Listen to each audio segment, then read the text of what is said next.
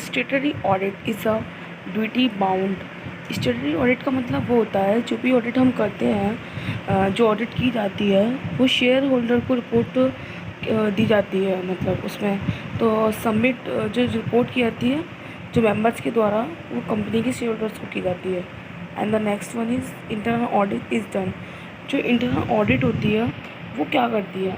Internal audit का मतलब ये होता है जो भी हम अपने ऑर्गेनाइजेशन में ऑडिटिंग कराते हैं तो वो हमारे जो भी जितने भी इरोजन्स, कैपिटल से रिलेटेड जो भी हमारे इरोजन्स गलतियाँ होती हैं उनको इंटरनली बेसिस पर ऑडिट कराती है और उन्हें बाय टाइम टू टाइम उन्हें चेक कराती है।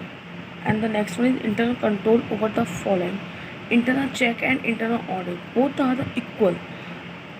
ये दोनों ही सेम है बिकॉज जब इंटरनल चेक होता है ऑब्वियसली वो इंटरनल ऑडिट भी होगा। तो this is totally depend on internal check. The next one is internal auditor is a company is appointed by. जो इंटरनल ऑडिट होता है कंपनी में वो अपॉइंट किया जाता है मैनेजमेंट के द्वारा, बिकॉज इसको शेयर होल्डर नहीं मैनेज करता। Share holder all the organization को वो देखता है। एंड द मैनेजमेंट क्या होता है? मैनेजमेंट इसलिए क्योंकि वो मैनेजमेंट अपना इंटरनल सिस्टम को देखता है, तो इसलिए है। और जो सेंट्रल गवर्नमेंट है it is not included and the company लोगो वो भी नहीं होता। And the next one is internal auditor is a helpful in respect of. जो भी इंटरनल ऑडिट की जाती है वो इंटेंसिव ऑडिटिंग होती है, ओके ना कि वो लीगल, ना इंटरनल चेकिंग या एरर्स फ्रॉड वगैरह ये नहीं होती। वो इंटेंसिव ऑडिटिंग होती है। उसका अदर जो भी हमारा जो इंटेंशन है उसका वो नहीं होता उसका। For which of the following types of the enterprises and the independent financial audit is required स्टेटरी। जो भी हमारे इंटरप्राइजेस होते हैं और जो वो खुद इंडिपेंडेंट होते हैं, फाइनेंशियल ऑडिट उनके लिए मैटर करती है। तो उसमें जो स्टेटरी को मतलब रिक्वायर्ड होती है, कंपनीज़ की रिक्वायर्ड होती है। कोई भी एक कंपनी होती है उसी में ऑडिटिंग प्रॉपर वे से किया जाता है। एंड और भी जगह किया जाता है बट एक कंपनी में इसका मेन रोल होता है। Not for partnership form, Hindu and divide family register form, it is not compulsory, okay. And the audit at the end of the year is known as. जो भी ऑडिट हम year के and में करते हैं वो पीरियडिक ऑडिट होती है, बिकॉज वो पीरियडिकली बेसिस पे की जाती है तो इसलिए वो पीरियडिक ऑडिट होती है। स्टैंडर्ड ऑडिट नहीं होती, इंटरम ऑडिट नहीं होती और कंटिन्यूस ऑडिट भी नहीं होती है। Internal check is a part of. Internal check किसका पार्ट है? एक इंटरनल कंट्रोल का ही पार्ट है, क्योंकि इंटरनल चेक करना इंटरनल कंट्रोल के बेसिस पे ही करना, okay.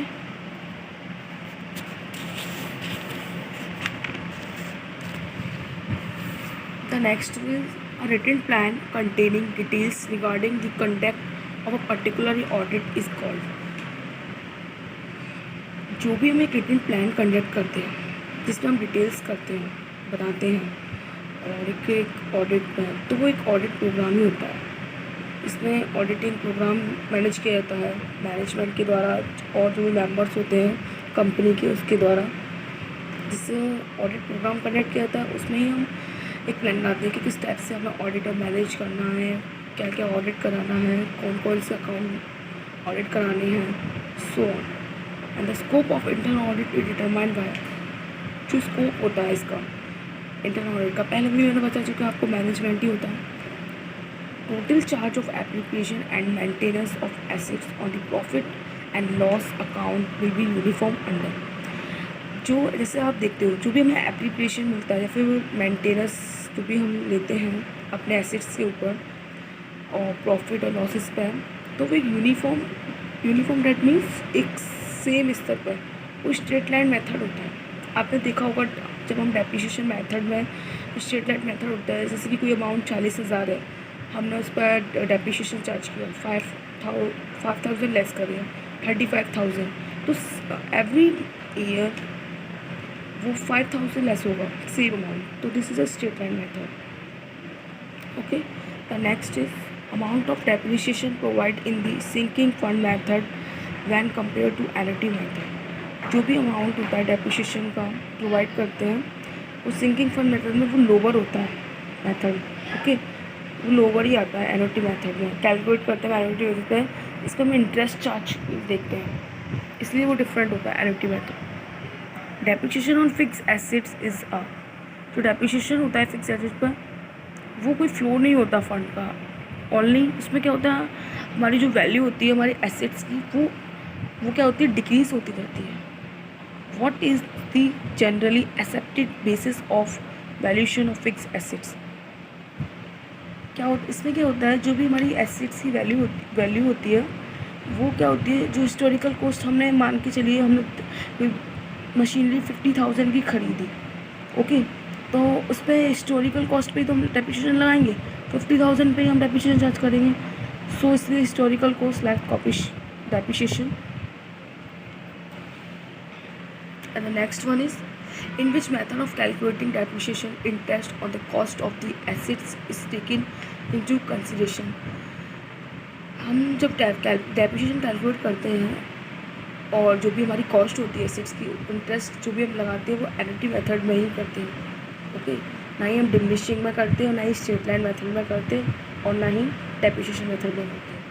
Which of the following term is use to the describe the process of returning down and the long term investment in intangible assets? इसमें क्या होता है, जो भी हम रिटर्न डाउन, जो मतलब हम जो लॉन्ग टर्म इन्वेस्टमेंट करते हैं, और जो भी हम लॉन्ग टर्म इन्वेस्टमेंट करते हैं कहीं भी, हम जो हमारे इंटेंजिबल एसेट्स होते हैं, तो इनकी वैल्यू क्या होती है, एमोर्टाइजेशन होती है ना। And the lease hold property is generally depreciate.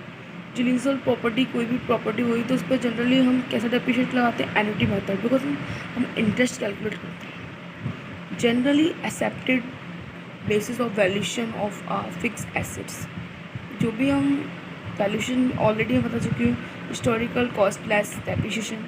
मुझे the following is not a source of fund. Source of fund हमें किससे नहीं मिलता, लॉन्ग टर्म फंड से मिलेगा, प्रॉफिट से भी हमें एक सोर्स मिल रहा है, बट एक परचेज हमने मशीन करी उससे कोई सोर्स नहीं होता, इससे तुम्हारा पैसा सिर्फ जा रहा है। इनमें भी फ्यूचर वो हमें गेन करेगा, but it not a source of fund. Under which of the following method the assets is sold at the original cost? जो मेथड होता है ना, उसमें हमें डेप्रिसिएशन ओरिजिनल कॉस्ट पे, तो डेप्रिसिएशन ही फंड होता है। Okay, thank you very much. Please मैंने इतनी मेहनत करी है, प्लीज़ आप एक 1 लाइक तो ज़रूर कर सकते हैं मेरी वीडियो को। Thank you.